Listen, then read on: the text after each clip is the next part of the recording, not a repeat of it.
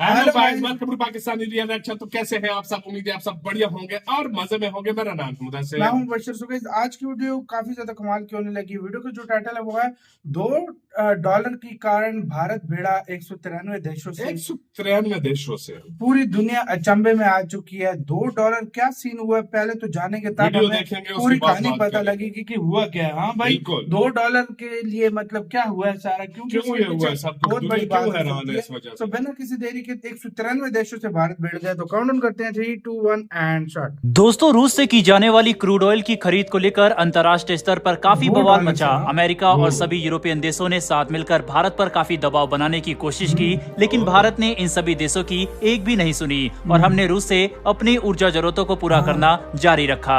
ऐसे में अब अप्रैल से लेकर दिसंबर के एनर्जी इंपोर्ट को लेकर काफी हैरान करने वाले आंकड़े सामने आए हैं, जिन्होंने अभी तक किए जा रहे लगभग सभी दावों को गलत साबित कर दिया है। दरअसल अभी तक ये दावा किया जा रहा था कि भारत को रूस की तरफ से काफी भारी डिस्काउंट मिल रहा है, जो एक तरह से सच भी है। लेकिन भारत के क्रूड ऑयल इंपोर्ट डेटा ने जिस तरह की जानकारी सबके सामने रखी है, इसने सभी के होश उड़ा दिए हैं। साथ ही इन आंकड़ों से इस बात का भी पता चलता है कि अगर भारत ने पश्चिमी देशों की बात मानकर रूस से तेल खरीदना बंद कर दिया होता तो आज भारत के अंदर तेल के दाम कितने ऊंचे स्तर तक पहुंच चुके होते, जिससे भारतीय अर्थव्यवस्था की विकास की रफ्तार थम जाती। दरअसल दोस्तों, हाल ही में निकलकर सामने आई मीडिया रिपोर्ट से इस बात का पता चला है कि अप्रैल से लेकर दिसंबर के बीच में, यानी पिछले साल के 9 महीनों में भारत ने जितना भी क्रूड ऑयल इंपोर्ट किया, उसमें हमें मात्र $2 प्रति बैरल की बचत हुई है। और हैरानी की बात तो यह है कि ये सारी बचत हमने रूस से तेल खरीदने के बाद हासिल की। यानी अगर भारत ने रूस द्वारा डिस्काउंटेड क्रूड ऑयल खरीदना बंद कर दिया होता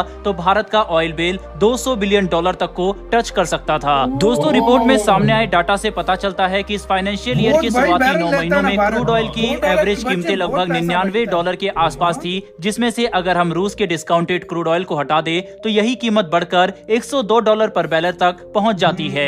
यानी पिछले साल के शुरुआती 9 महीनों में भारत ने लगभग $126 अरब का क्रूड ऑयल इंपोर्ट किया, जिसमें अगर हम रूसी तेल के लिए भी एवरेज मार्केट की कीमतें देते तो ये बिल बढ़कर $130 अरब तक जा सकता था। यानी टोटल बिल में लगभग 2% की बढ़ोतरी हो सकती थी। वहीं पर आपको ये जानकर हैरानी होगी कि इसी पीरियड में भारत ने रूस से लगभग $22 अरब का क्रूड ऑयल इंपोर्ट किया, जो हमें $90 प्रति बैरल के दर से मिला। यानी रूस ने भारत को इंटरनेशनल मार्केट के मुकाबले 10% का डिस्काउंट दिया, जो कुछ समय पहले तक सामने आ रहे डेटा से काफी ज्यादा कम है, जिससे इस बात का अंदाजा लगाया जा सकता है कि आखिर क्यों भारत के अंदर तेल की कीमतों में कोई भी बड़ा अंतर नहीं आया। और इससे कई लोगों के सवाल का सीधा जवाब मिलता है। दरअसल भारत को रूस से मिल रहे डिस्काउंटेड क्रूड ऑयल पर कई भारतीय ये सवाल कर रहे थे कि अगर भारत को इतना ही सस्ता क्रूड ऑयल मिल रहा है तो देश के अंदर तेल की कीमतों में कटौती क्यों नहीं की जा रही। तो इसके पीछे की वजह अब साफ हो चुकी है कि भले ही भारत को रूस की तरफ से सस्ता तेल मिल रहा है, लेकिन वह भी इंटरनेशनल मार्केट से मात्र $2 प्रति बैरल ही कम है।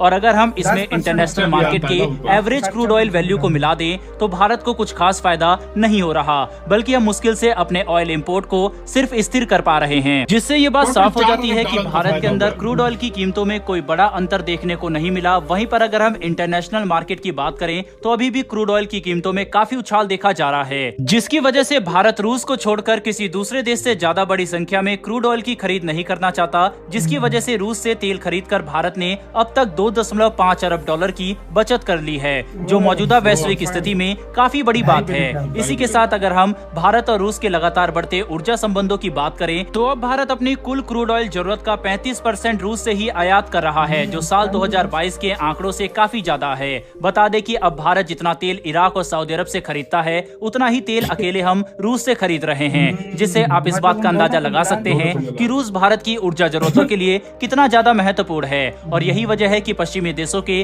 तमाम दबाव डालने के बावजूद हम रूस से अपने रिश्ते खराब नहीं करना चाहते। वहीं पर रूस भी अब भारत के साथ अपने आर्थिक संबंधों को लगातार मजबूत होता हुआ देख काफी उत्सुकता से भारत के साथ अपने द्विपक्षीय संबंध मजबूत करने के लिए नए तरीके खोज रहा है, जिसमें हाल ही में रूस ने ये फैसला लिया है कि वह भारत समेत कुछ और देशों के लोगों के लिए रूसी वीजा हासिल करना आसान बना देंगे, जिससे भारत के लोगों को काफी फायदा होने वाला है। क्योंकि कुछ घंटे पहले ही ये रिपोर्ट निकलकर सामने आई थी कि हायर स्टडीज के लिए रूस भारतीय छात्रों में एक काफी मशहूर जगह है, जिसके तहत पिछले साल लगभग 20,000 की संख्या में भारतीय छात्र अपनी आगे की पढ़ाई के लिए रूस चले गए थे। क्योंकि रूस की यूनिवर्सिटी और कॉलेज का इंफ्रास्ट्रक्चर और लेवल काफी अच्छा है, ऐसे में अब ये कहना बिल्कुल भी गलत नहीं होगा होगा कि रूस भारत के साथ अपने द्विपक्षीय संबंध ऊर्जा के साथ साथ शिक्षा और निवेश जैसे सेक्टर में भी मजबूत करना चाहता है, जो दोनों ही देशों के लिए काफी अच्छी बात है। बहरहाल दोस्तों, इस वीडियो में इतना ही, लेकिन रूस के ऑयल को लेकर आए सामने डेटा से ये बात तो साफ हो जाती है कि अगर भारत रूस से तेल नहीं खरीदता तो भारत का ऑयल का जो बिल है